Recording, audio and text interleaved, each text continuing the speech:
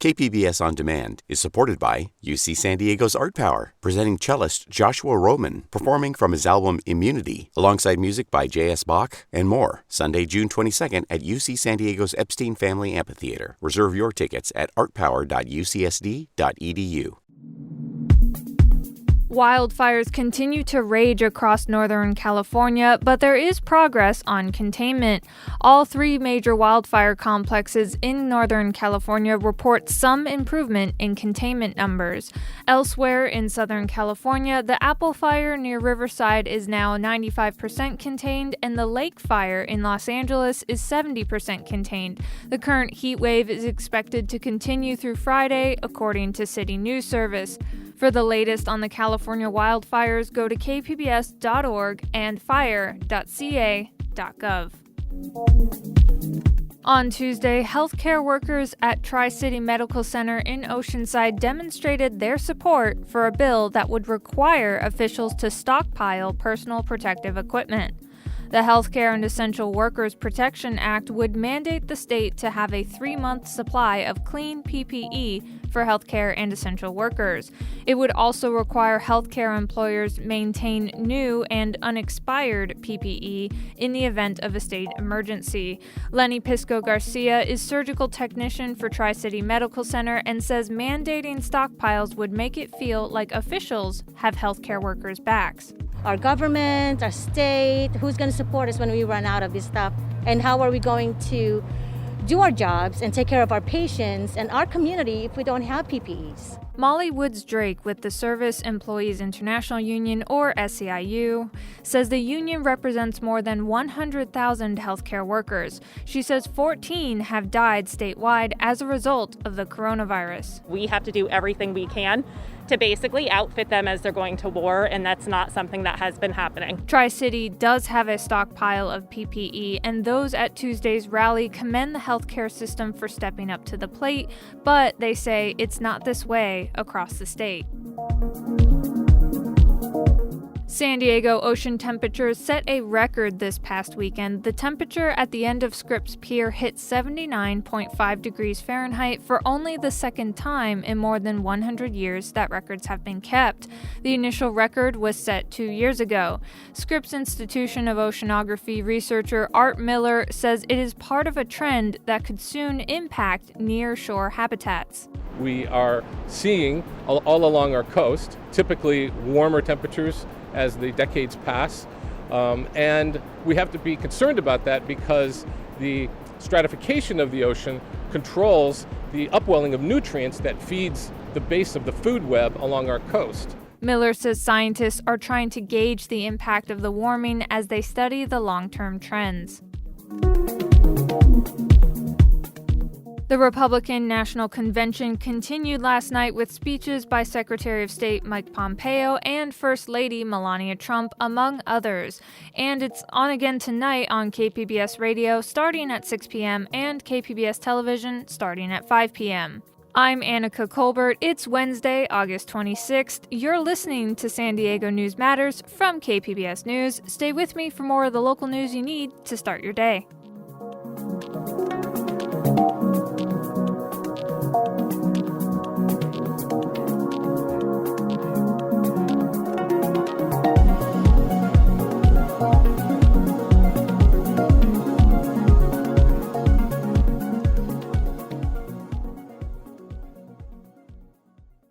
KPBS On Demand is supported by Marrokal Design and Remodeling, helping homeowners with their home remodeling needs. From ADUs to kitchen remodels, room additions, and custom homes, Marrokal Design and Remodeling can help homeowners design and build their dream homes. More at trustyourhometous.com.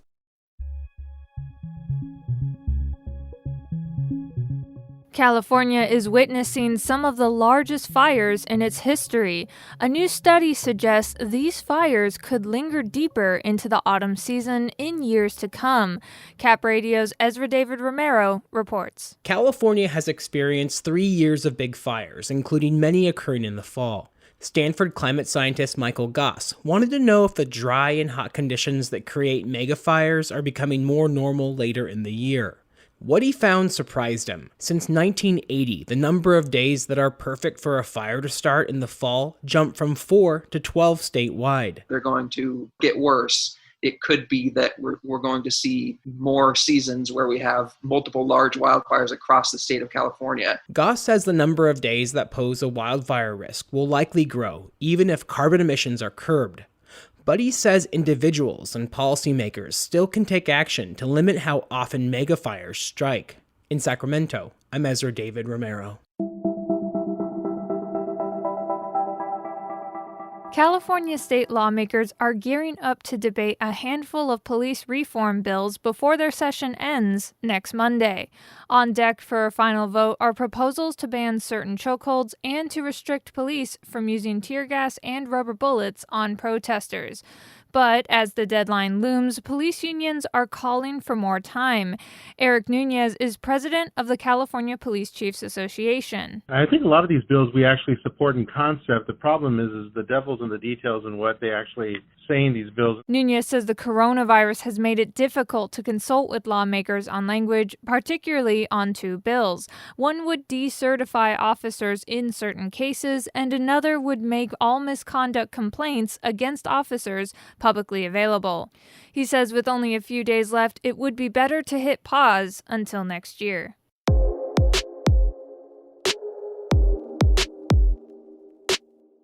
A new plan could bring changes to the historic Friendship Park nestled at the westernmost edge between the U.S.-Mexico border. KPBS reporter Tanya Thorne gives us the details. Friendship Park has been a historic meeting place for families separated by the border. Because of COVID-19, the park is now closed on the U.S. side. Now a group called Friends of Friendship Park has launched a new campaign, Build That Park, that could potentially mean the construction of a binational park between the U.S. and Mexico. Architect James Brown is part of the group. As important as this meeting space is in the world, it is one of the least attractive and oppressive parks I've ever laid eyes on. We're going to remedy that. The group's concept includes a retractable fence and a pier. They're hoping the design will capture the attention of the public and government officials to one day make it a reality. Tanya Thorne, KPBS News.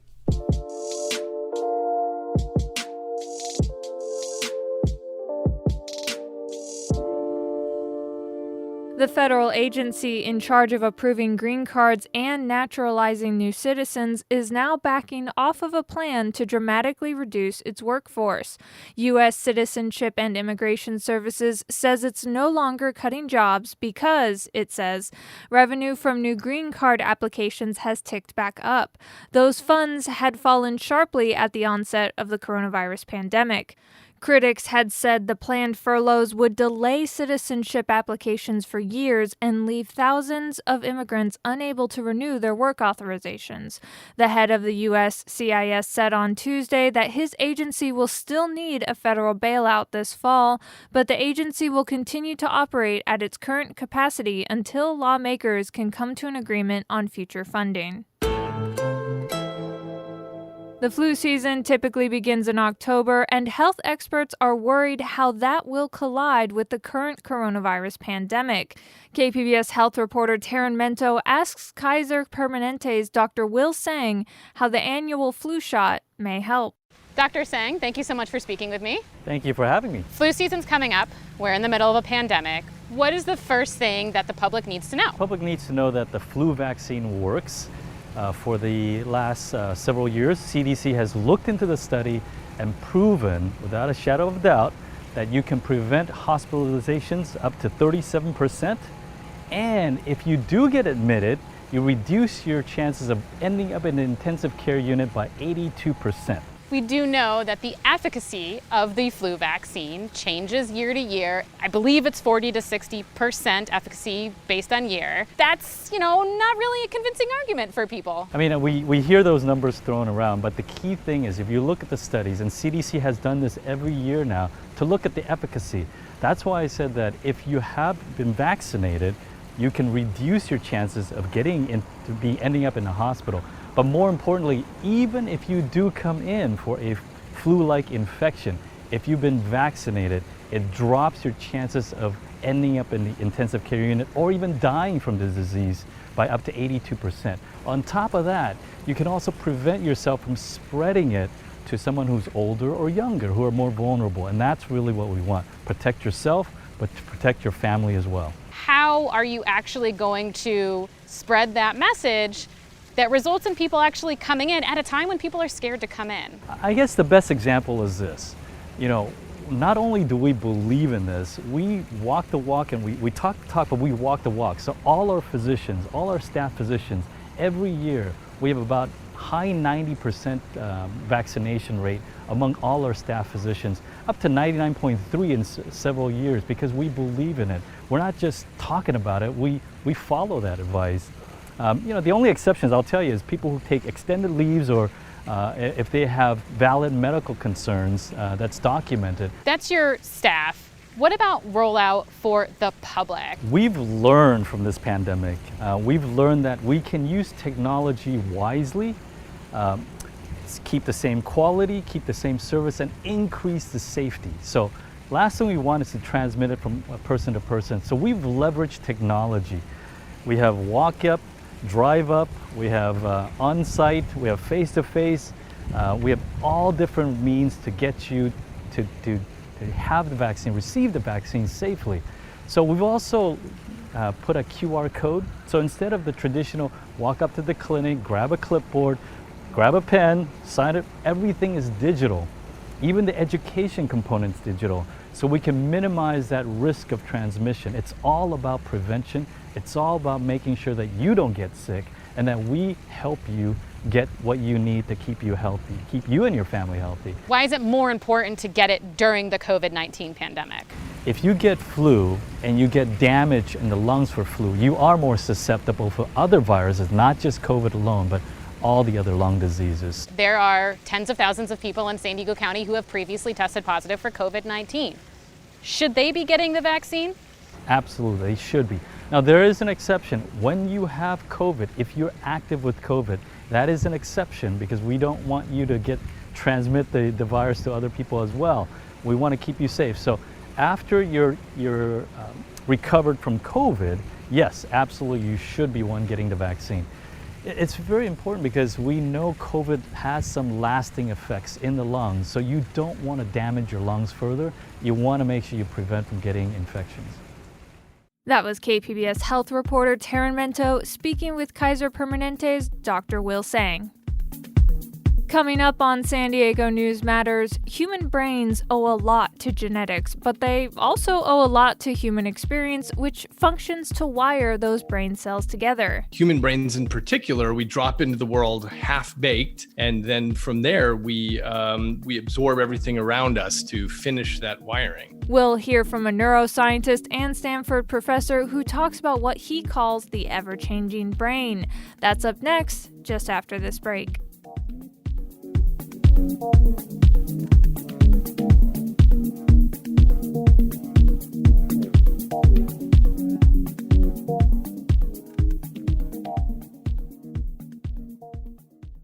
KPBS On Demand is supported by Latino Legacy Foundation, presenting their Storyteller series, Reach for the Stars with Ellen Ochoa, the first Latina astronaut, former NASA director, and San Diego native, Sunday, June 29th. More at latinolegacyfoundation.org.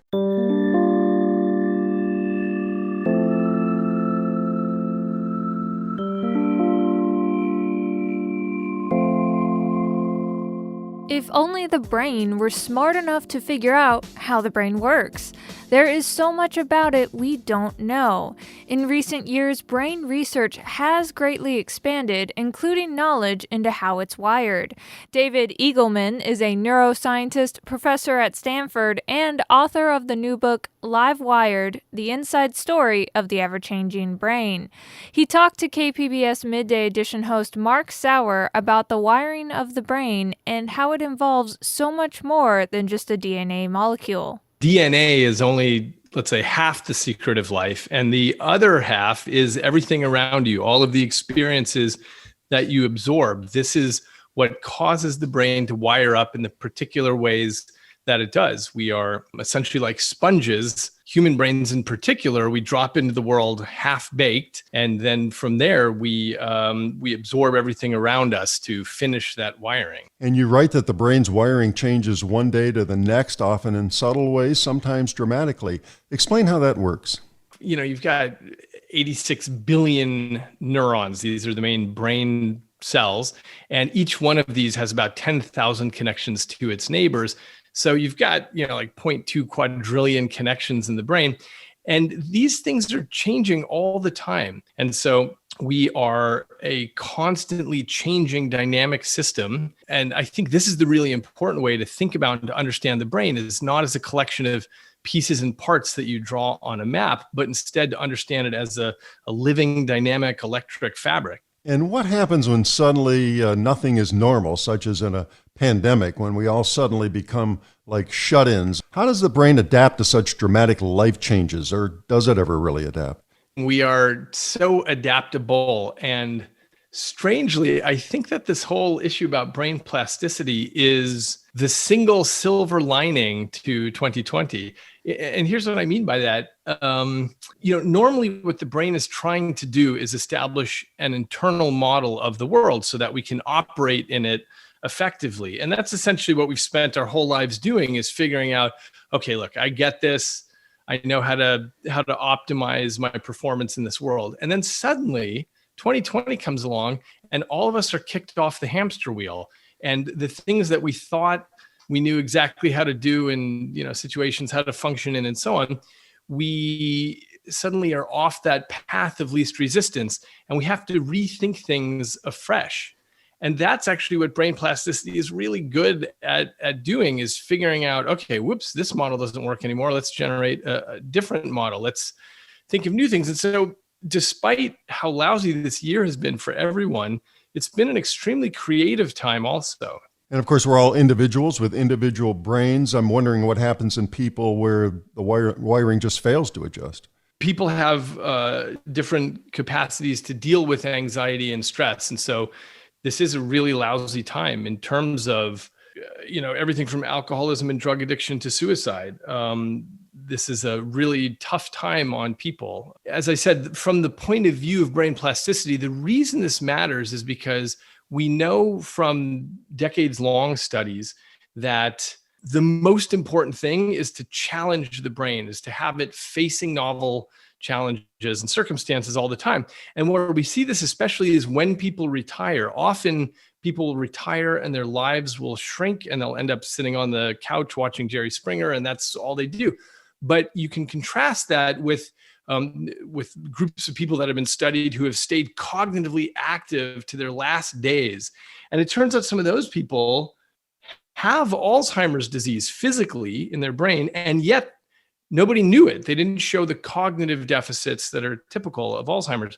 And the reason is, even as their brain was physically degenerating, they were making new roadways between A and B and C and D. They were constantly making new things happen in their brain, specifically because they were being challenged with novel circumstances. That was Stanford professor and neuroscientist David Eagleman speaking with KPBS Midday Edition host Mark Sauer. San Diego News Matters is a daily morning news podcast powered by all of the reporters, editors, and producers in the KPBS newsroom. Tune in to KPBS Midday Edition at noon on KPBS Radio, or catch KPBS Evening Edition at 5:30 p.m. on KPBS Television to keep up with all the news throughout your day. You can also find us on Twitter at KPBS News, or to find our podcast producer, Kinsey Moreland, she's at Kinsey. And as always, you can find more KPBS podcasts like Only Here or Cinema Junkie on our website at kpbs.org/podcast, or wherever it is you get your podcasts. Thanks for listening.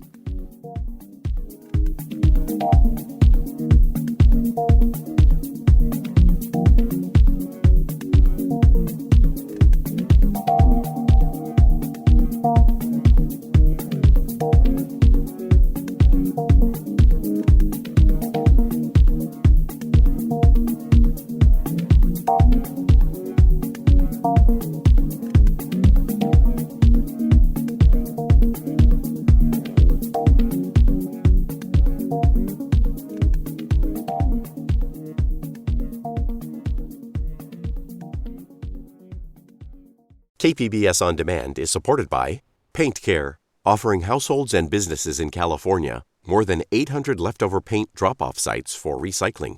Quantities of 100-plus gallons of paint may qualify for a large volume pickup. Learn more at paintcare.org.